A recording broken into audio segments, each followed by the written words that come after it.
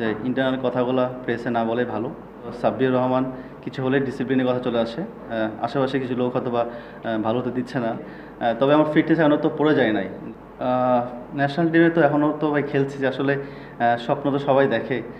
আমি তো এখনও এই ইয়াং বলতে পারেন বা সিনিয়র বলতে পারেন, একটা মিক্স আপে আছি।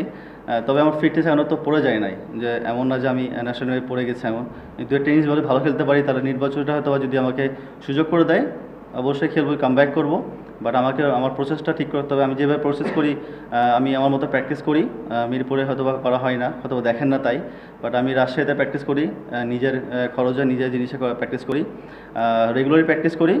চেষ্টা করছি আবার কামব্যাক করার জন্য। আর বিপিএল সুযোগ পেয়েছি আলহামদুলিল্লাহ, চেষ্টা করবো ভালো মতো খেলার জন্য।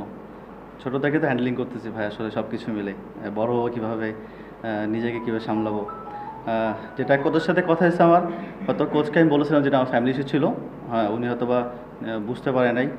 বাট আমার কাছে মনে হয়েছে যে ইন্টারনাল কথাগুলো প্রেসে না বলে ভালো।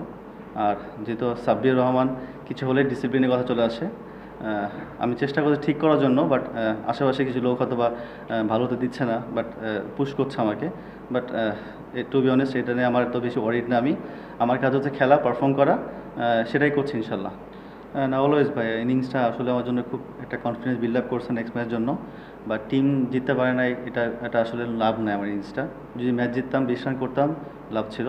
But at the same time আমার যদি পার্সোনালি জিজ্ঞেস করেন, আমার কাছে খুব ভালো লাগছে এবং আমি খুব কনফিডেন্ট ফিল করছি এখন।